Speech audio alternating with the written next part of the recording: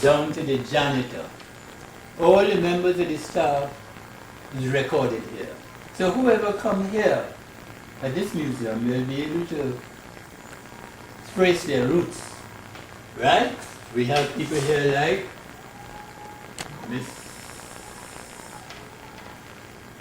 Miss Ross, Miss Robertson, Reverend Jones, Miss Badrol Armstrong, and many others. Everybody will be able to see. Well, there was a doctor in America who heard about the Bishop High School, one Dr. Bowles from Bethel. He went and he studied and qualified outside, and he came back here when he heard the Bishop High School was established, and he offered a scholarship for higher education. Robertson won it first. Then we had Miss Beach, now she's Mistress Archie, Mola Archie. Then we had Douglas, all I could know is from, let me see.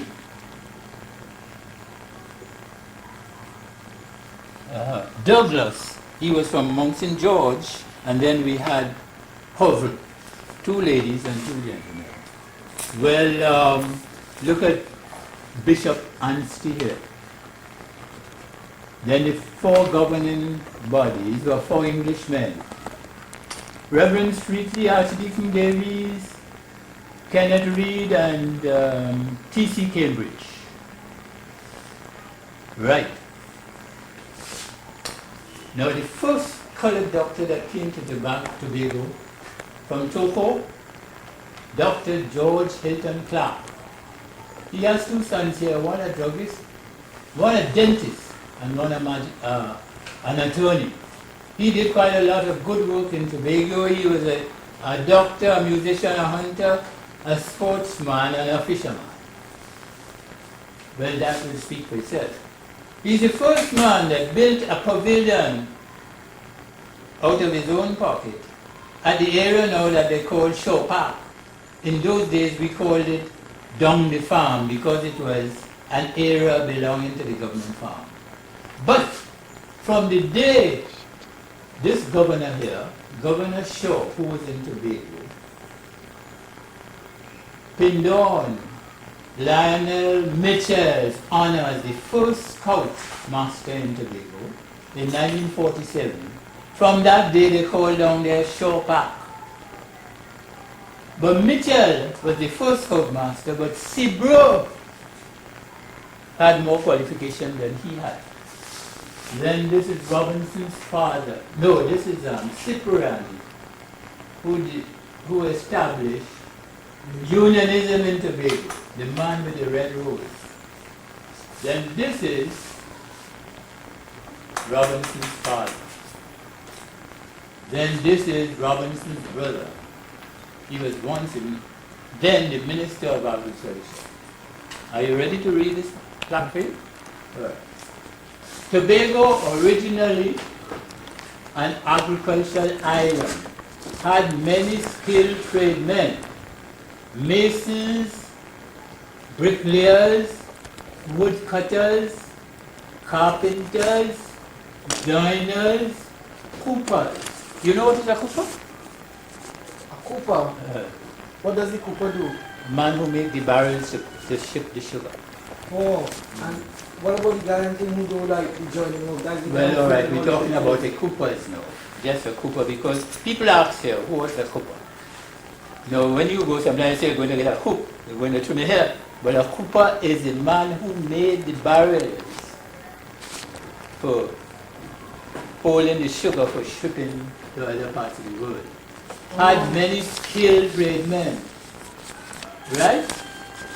We reach down to the coopers, boat builders, wheelwrights, coach repairers, saddlers, grooms, black boiler, gold and tin smiths, plumbers, tailors, shoe, dress and handicraft makers. Camel, first transportation, and ostrich, horse, mule and donkey, cow carts. Some tools on show were returned by Dudley Ernest Best, retired artisan foreman, and others from the Panama Canal Zone.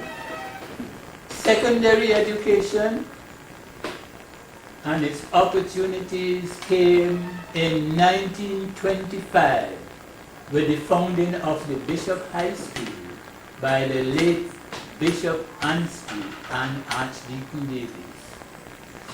That's how we got secondary education. No. During those years,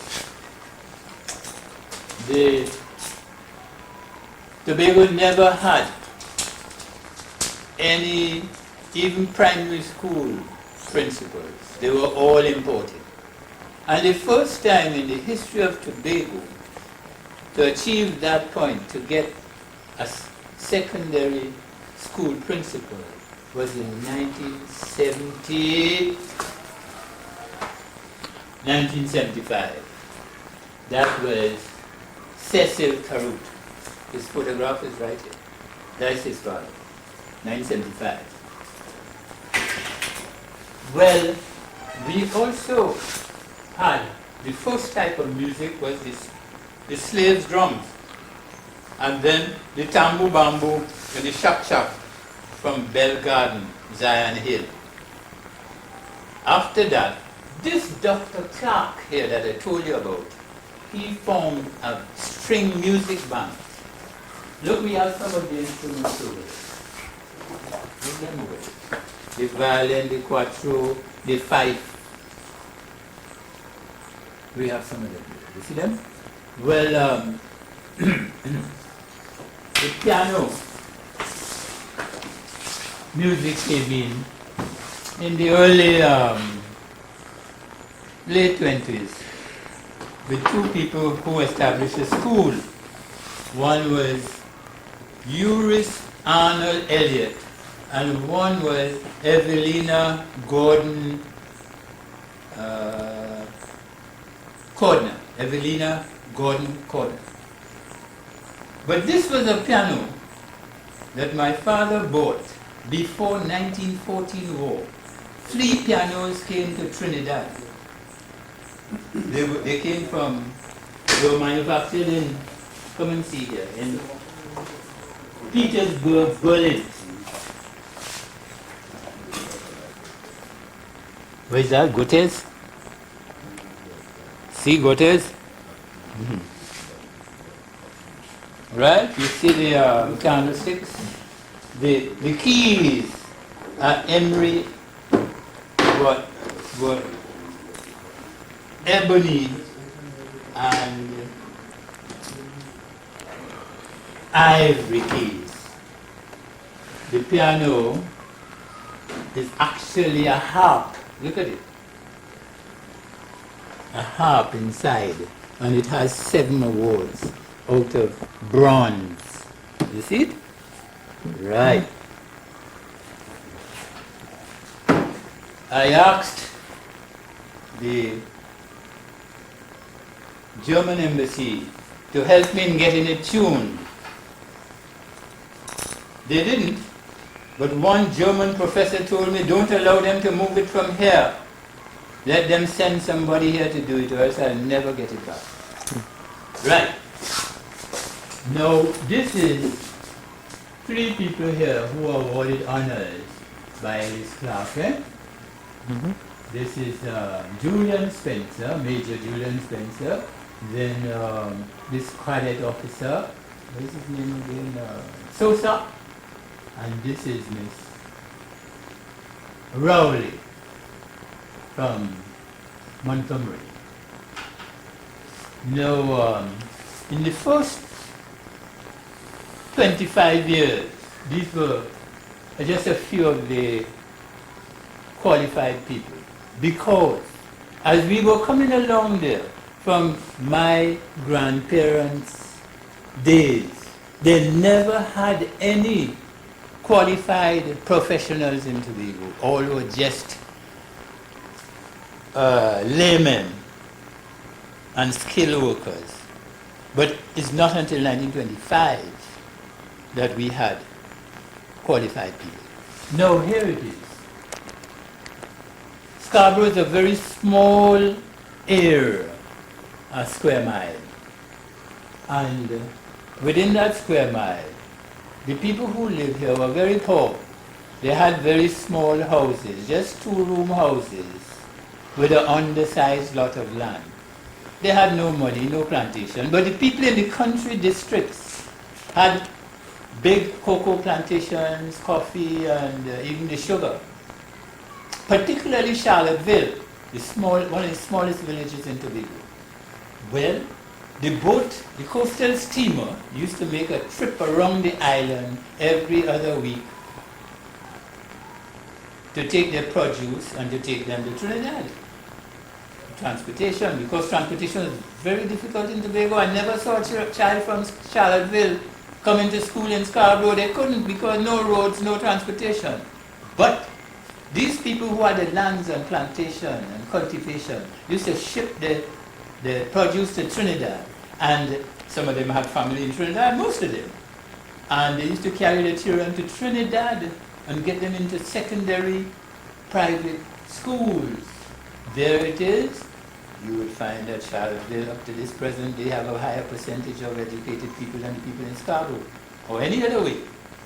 Because there you would have, what's his name, Palm Nicholson, J.D. Elder, the Dillons, the Carringtons, and all these different sets of people. Now, if you notice this set of people I have here, this is Mr. Olive Sawyer, Hugh Ferreira, Dr. Jack Armstrong, Kwamina, who is medical supervisor in the whole nation.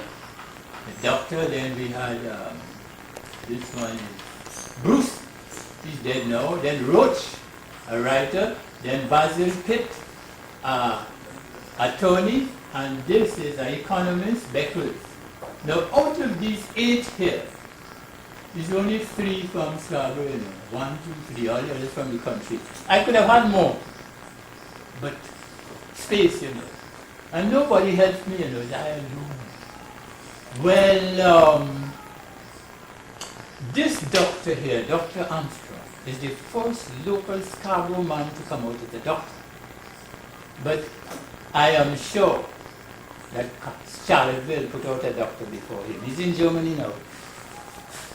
If you go to Charlottesville and ask, who is Dr. Father? They will show you his father.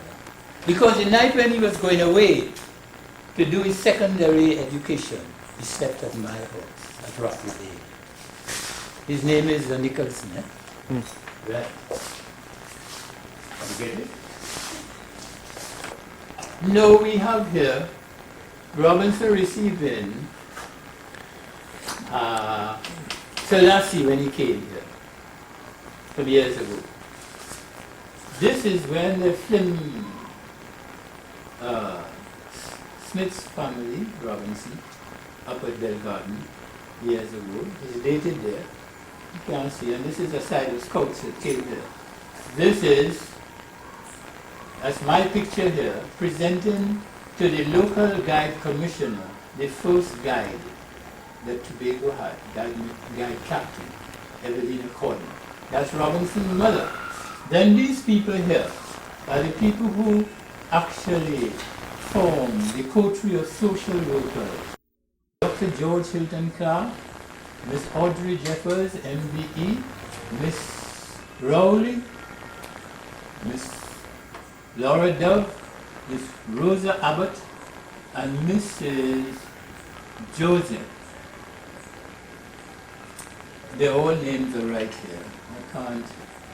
Then this guy, his name is Hercules, the prison officer, who they killed, maliciously lost his life by shooting. Who knows who did the job. Then this is Mr. Blackett, the last foreign principal of the Bishop High School. Hercules and this guy, he is Waldron, who lost his life in the explosion down at Tetron. This, and both of them were trained under him as cadets, because he was the head cadet officer. Well, let's go. You see many different hats up here, old-time hats. I still do wear them. The bowler, the top hat, the Churchill Roosevelt felt hat, and so on. But in my day, as a young man, going through the streets of Scarborough, and a young man who is well-dressed, and he meets a young lady, particularly like a day when you're going to church, what you would do when you meet her, you tip your hat and give a bow, and she will respond. But all of that is finished with in these days. That's why they used to say Tobagonians are very, very polite people. They bow to you without even knowing who you are. That was a training that they had. And big women would give you a curtsy. Now, much of the things that you see here, like the silvers and the chinaware, were handed down to me. In excavation, I found coins in this area because it was belonging to big shops in those days. These, I was told, are Dutch earthenware. We have some broken chinaware, right? And look at that big dish there. It was given to me by one Reverend John of the Moravian Church. It was handed down to him from his great-grandparents. No, the coins were old coins, very old. And particularly, we found a very, I would say, important medal. That medal, I was told by speaking to people, that is one of the highest awards in the British Commonwealth. It's the Queen Victoria Cross. And I was told how it came by, because during her reign, a bronze cannon that did a marvelous amount of victorious work, they melted, after the war, they melted the cannon and made those medals and distributed them throughout the world to different places. But I don't know who got it in Tobago, but a very old good friend of mine gave it to me. I was told to get it away from here. So I have it secured in one of the banks. One man offered me as much as £5,000 for it, a British traveller. But I told him I couldn't sell it. Another one told me they don't sell that. They rent it to museums. So it is here, right in Tobago. Right. This is the symbol of the Baptists, an African religion. The bell, the lotus, the cross. Now, they had a lot of difficulties when they came to establish in Tobago. Shouter Baptists first assembled at Lambo village. They were met with heavy police Babylon, what do they call it? Babylon. That's police. Babylon harassment, beating, arrest, charges, convictions and jail sentences. But they still survived. Now, I have the picture of the Baptist bishop to be here within a couple of days. He will be installed here. Now this Victor gramophone, they call it a phonograph in those days. This phonograph was used to convert persons to the Jehovah's Witness faith. Such activity was deemed illegal. During an assembly at Lambeau, police raided and several were held, charged and convicted with heavy fines being imposed. Three persons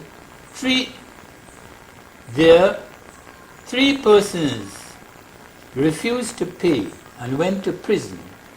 After half night in cold, wet cells, they relented and had others to pay their fines. Now, we have records of all things that happened in Tobago, which will take quite a lot of time. And some of you must have remembered this. The bottle and spoon and the comb and the silver paper. And the arrange the tune of the bottle by the height of the water in the bottle. So, like a bottle like this one, you see the spoon? Like bottle and spoon? Well, this one, with a higher amount of water, will give you a different tune. Just like the steel band. Now, we're getting down to the first hotel that was established in Tobago. It's a hotel at the foot of Burnett and Carrington Street, now house dock workers. Look the building there. It was built by a family they call the Wards, who was living in America. And in the early 20s, they came down. They had a old building, they refurbished it. And in the center of the road there, Carrington and Burnett Street, there was a monument there, a fountain. Look, I have it set in here. That fountain used to supply the whole of Lost Harbor with water. Eh? The water was coming from Darrell Spring. No, they named the hotel Fontibel Hotel after the fountain. In recent time here,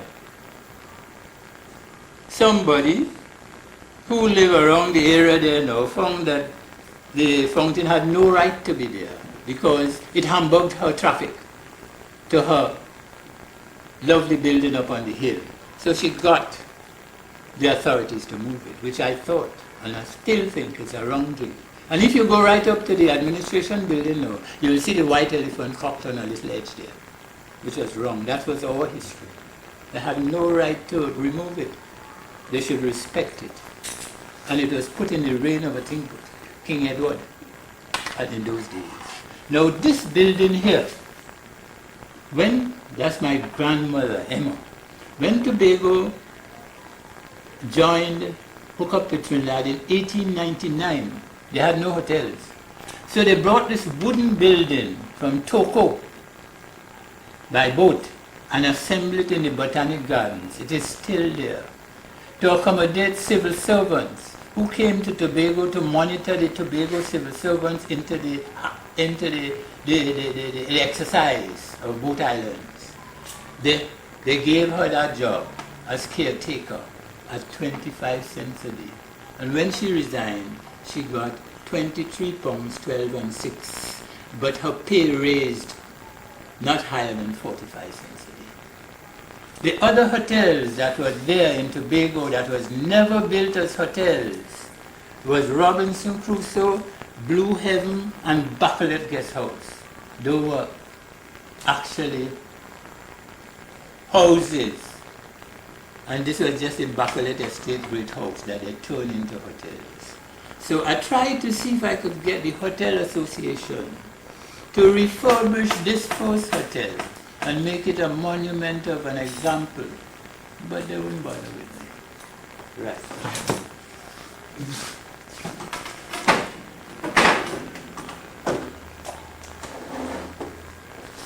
Now this, as you will see here, you see the monument in front of the courthouse? I tell you about, look at right there. The fountain. You see it? cock it right there. Right. They cock it up there for no purpose. I thought when they were building the little thing by the ID leather store on the Roy Bank, they might have moved that and put it there, but they went and built something modern, which didn't, up to now, it doesn't speak anything. Doesn't say anything. Nothing at all. Nothing about history. Even the, you see the coral filters that I have out there? If even they had put that there, they went and built some big chunks of coral and put them there with no meaning. Yeah, coral and filtered water and stuff. So, I am too small to say anything. So you have But history. I have the age. Now, this is a contingent of my father with 20 policemen. Look them here on a very special day. Now, this is Bacolet Street. You see a big sign marked there, Gun Bridge. Now, my great-grandmother told me, I was a digger, sometime when two nations fought in Tobago, the one who won the battle, they took the guns from the losing side, and with the barrels of the gun, they decorated the retaining walls of the bridge. At that time, only one vehicle could have passed. Look at here, showing you. Because the bridge was narrow. Well, an engineer came here and he did the same thing. He break down the holes, the two sang, and he put on two wings on the bridge and he widened it. Well, I stood up and I watched. And I said, I wonder what he's doing about putting back the barrels of the guns. But he went up to the fort and removed 4 of our big cannons and bring them and put them there for what? So I said he must be changed the name into Cannon Bridge. But I see they put up Gun Bridge. Those guns belong to up the fort. I could take you up to the fort and show you the spots where they took them from, which was wrong again. But now it's marked Gun Bridge. And 2 cars can pass. You get it? Yeah, great history. Now come here. This is a map of Trinidad and Tobago. When Tobago was in the Dutch rule, Now you see how they show you Trinidad? And they show you Tobago here?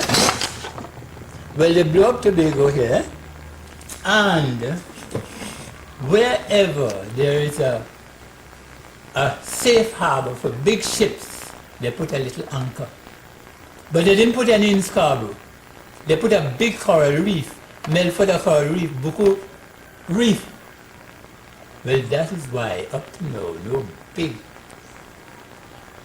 boats can anchor in Scarborough. The Japanese say that they would make it viable, but much of the buildings of Scarborough would fall.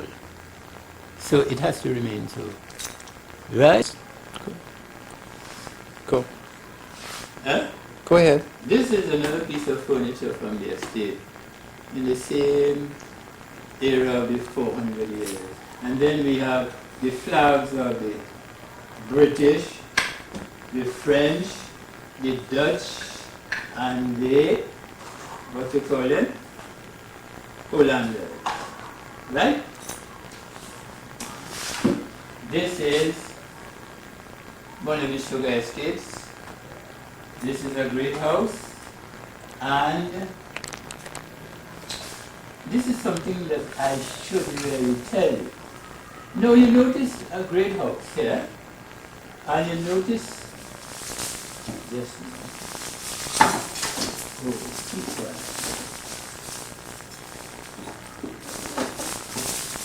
Come down. You notice a little sketch of a small building here? Mm-hmm. Well, that was the first power station in Tobago, And I read it for you. Early 1990, the streets of Scarborough were lighted with carbide lanterns. 1925, replaced by a 32-volt Delco light plant. That was lighting up the whole of the waterfront and the area where all the activities went on. In 1940,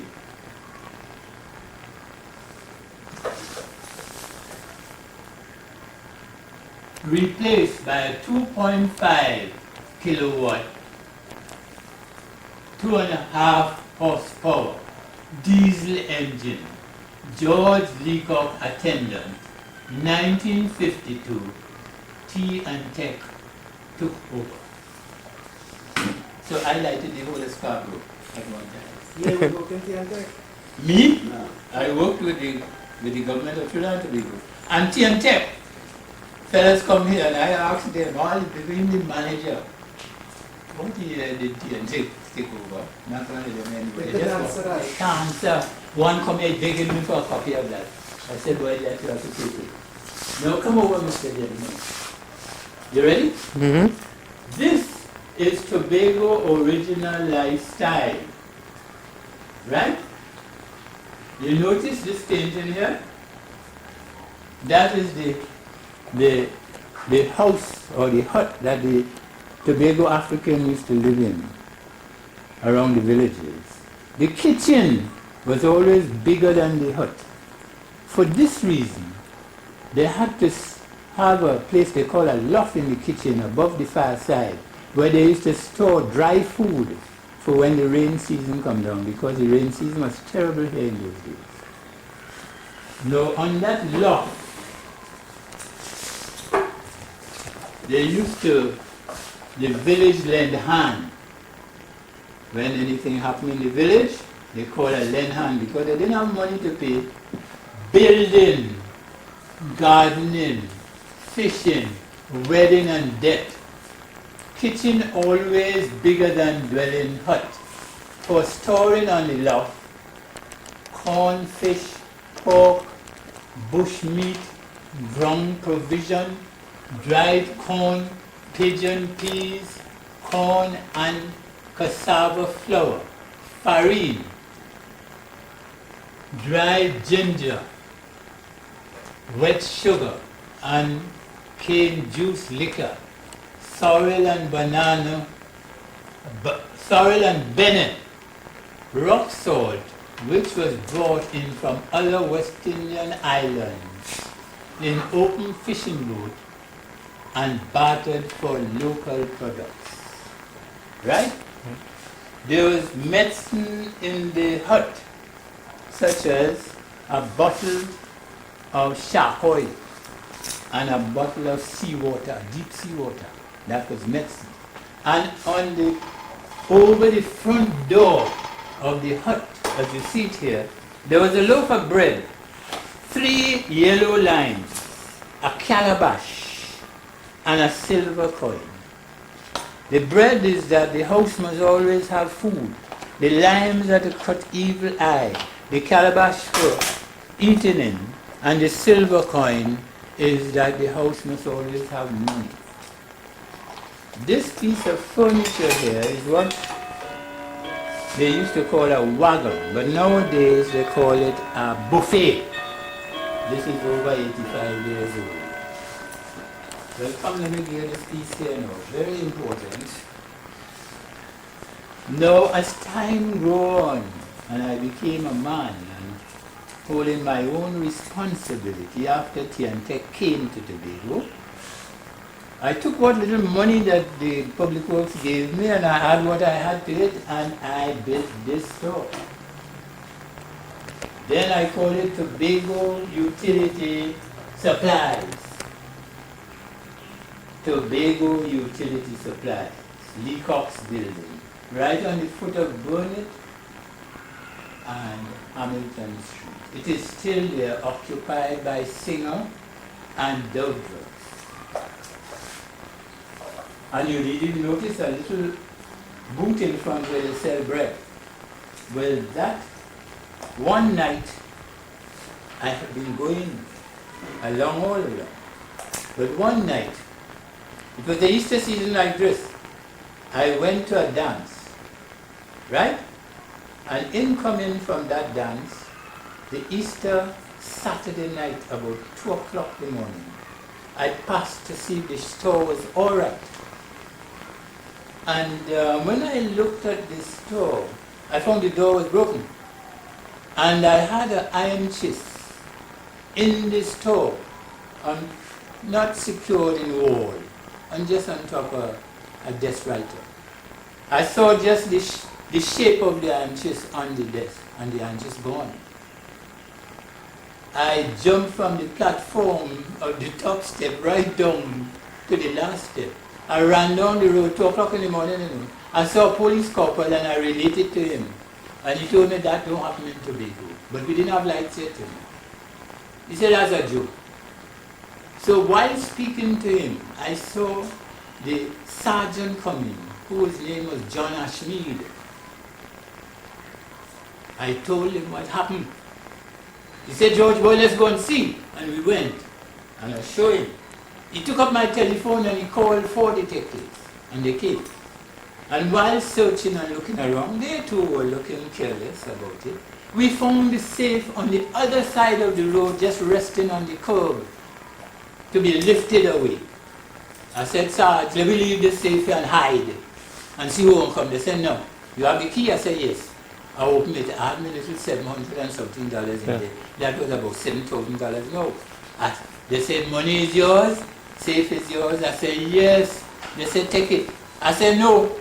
I report this to you all, the safe belongs to you all. They said, no, take it, it's yours. But they thought I'd make it true. Easter Tuesday morning, I see the whole blue jitney and about 12 police come up. Leacock, your place was broken Saturday morning, Sunday morning only? I say, yes. And I report, they say we found 3 other places broken in Scarborough. Heavy thief went on. I said, my God, well, they take me as a suspect. And they had me there. I see 21 detectives plus some big superintendents from Trinidad come up questioning me. And the last one tell Mr. Leacock, 21 men interview you, and every one statements that you give, all was cooperative into one. Anyway, it took them 18 months to find the fella who did the break-in. You know who it was? A police. He was stationed here and he monitored the whole place, and he went back to Trinidad and brought 4 men with him, and they did the break-in. Well, they didn't succeed with mine, but they got all the others. I was the lucky fella. Well, I think that St. Ellis Clark tried them. The police got 7, and the other 4 fellows that he brought got 5 years each. Well, after that, we didn't have, you hearing me? We had no banks in Tobago. And me and about 9 other fellows with about 2 estate owners made petitions to the banks in Trinidad. And the only bank answered us, Barclays Bank. Barclays Bank came and they opened up a branch here, just giving us service on weekends. They come in on Fridays, and go back Sunday evening. Everybody had to run to bank. They called me in. I was so frightened. What this bank calling me for? But they called me in to register me. And from that day on, that's the first time a bank ever come to Tobago. Every bank manager that come to Tobago, he always look for Leacock, Barclays. Let me see you, let me know you. I bring them there. Look at Mark. Yeah. You see it mark on the thing? Look.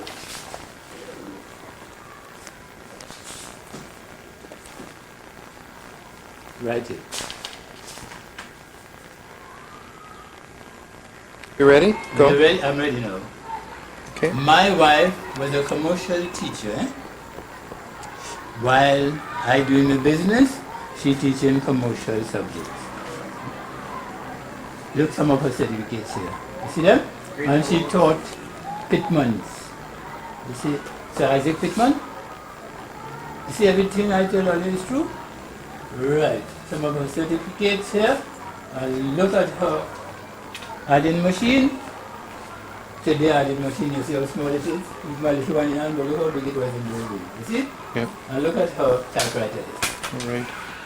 Now, the story that I just told you about the bank look the whole story here that happened.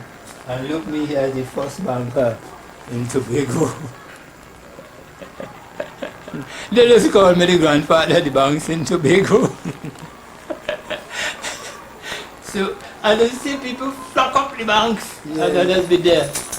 And I say, they don't even know. They say, look, it's me who bring bank in Tobago. No, come over to the last point here, no, come. My wife died 7 years ago, and the children, which is 3 boys and 1 girl. George is physical education officer. Gertrude, he's working in Tobago. Gertrude, the girl, she did child studies and child psychology, and she is working in a university in Miami. Johnny did agriculture in Guelph. He was here about 2 weeks ago. You know him, all right? And Hillary is now going through civil engineering. You should be in by the end of the